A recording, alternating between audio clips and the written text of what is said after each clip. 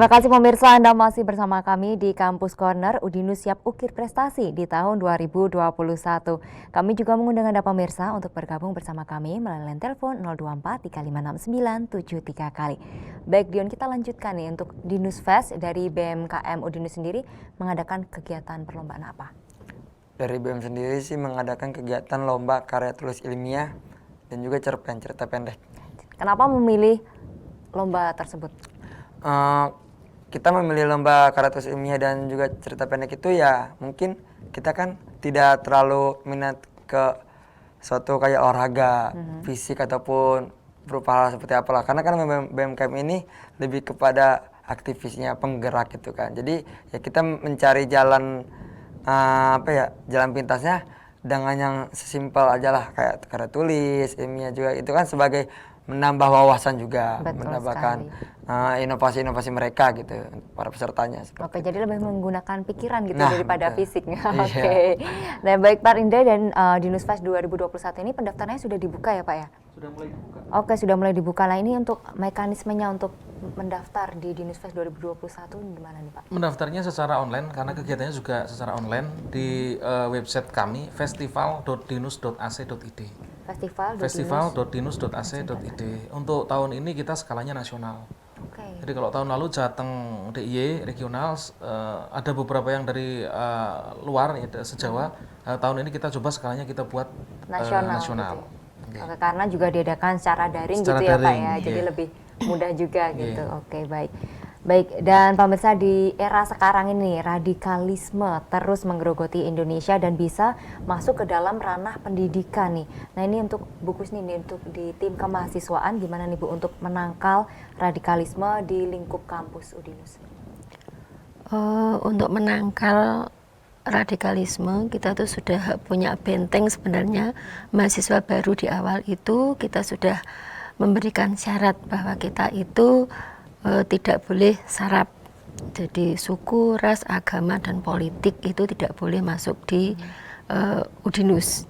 Nah, ini sudah kita terapkan kepada semua mahasiswa, tapi memang tidak menutup kemungkinan itu ada. Nah, supaya kita bisa menangkal itu, maka aktivitas-aktivitas ini yang kita lakukan. Sehingga kalau kita punya 64, tadi kali 5 sudah sekian, kayaknya nggak ada yang berpikir aneh-aneh lagi. Karena mereka sudah berlomba-lomba ya untuk meningkatkan kegiatannya. Oke, jadi juga dari awal ya mahasiswa baru juga sudah diajarkan dari awal masuk gitu ya Bu ya? Sudah ya. Oke, baik. Nah, ini untuk kegiatan penangkal radikalismenya nih, baik.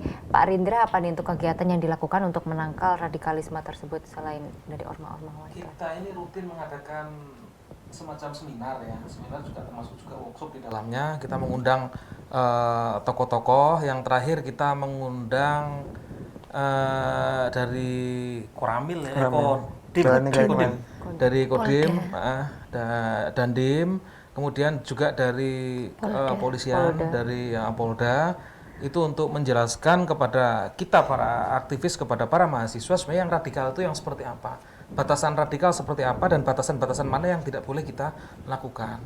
Kadang kita tidak tahu tuh Mbak, yang batasan radikal itu yang kayak apa. Nah, dengan webinar dan dengan workshop semacam ini kita jadi tahu. Itu yang pertama. Kemudian yang kedua, kita punya 2 unit kegiatan mahasiswa yang memang fokus ke sana. Salah satunya adalah resimen mahasiswa dan pramuka.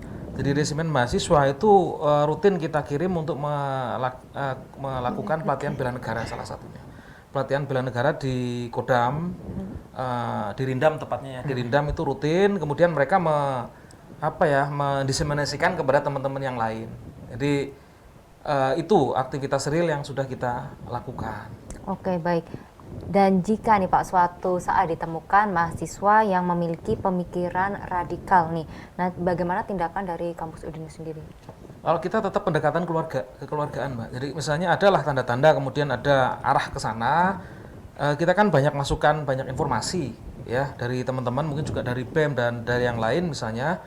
Karena apapun BEM itu adalah ya satu tujuan dengan kami di kemahasiswaan. Misalnya ada satu orang atau satu unit atau satu satuan yang kemudian arahnya ke sana, kita tahu oh itu siapa ya, kita pendekatan secara kekeluargaan, kita panggil dulu, kemudian kita jelaskan, kita terangkan.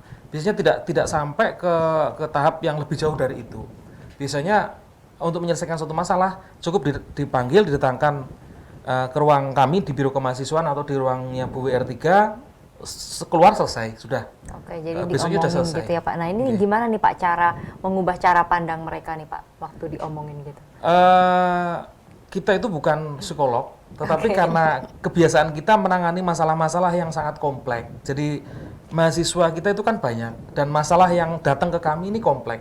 Nah, kami biasa menyampaikan semacam itu sehingga hal-hal positif lah yang kami sampaikan. Ya itulah tadi pendekatan kekeluargaan, kami jelaskan kayak orang tua lah, baik buruknya dan seterusnya. Dan memang karena kebutuhan, Bu WR juga sudah membentuk satu unit psikolog ya Bu ya?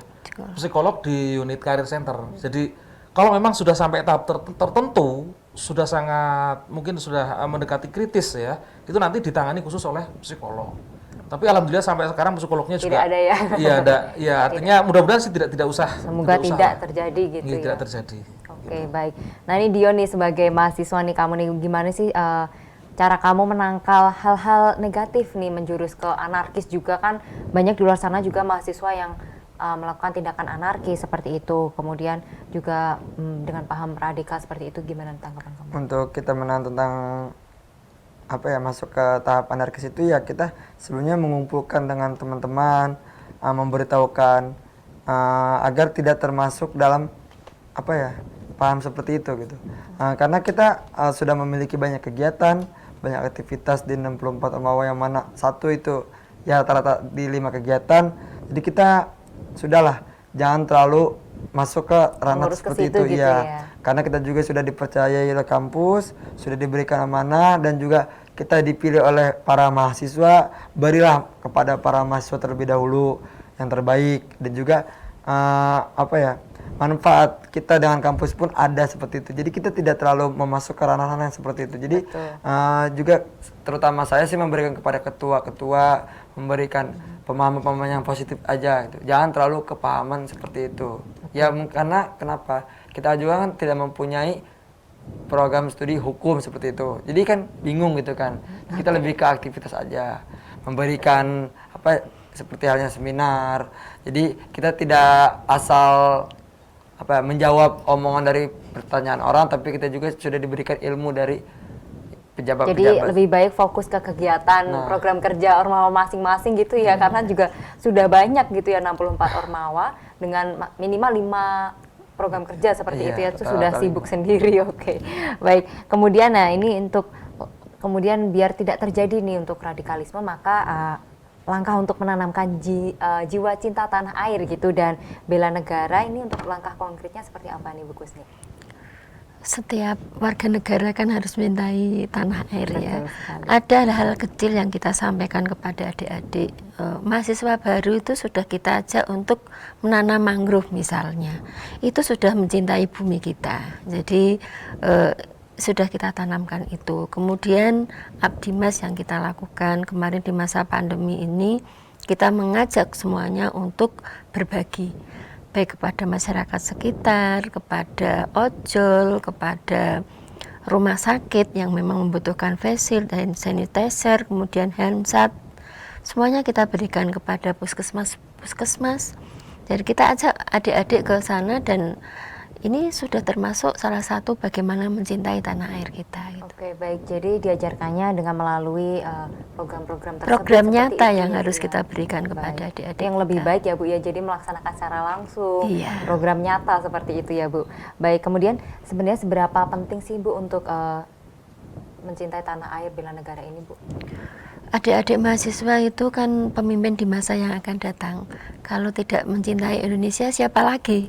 Karena mereka lah nanti penerus-penerusnya. Dan saya kira dengan pendidikan dasar kepemimpinan, latihan kita memecahkan masalah, berkomunikasi yang baik, itu modal dasar mereka untuk menjadi pemimpin di masa yang akan datang. Gitu. Oke, jadi para mahasiswa ini, Dion nih salah satunya juga penerus bangsa gitu ya. Oke, jadi harus cinta tanah air ya, harus bela negara. Oke, baik, nanti kita akan lanjutkan setelah jeda berikut ini. Ya pemirsa, jangan kemana-mana, Kampus Corner akan segera kembali untuk Anda usai jeda berikut.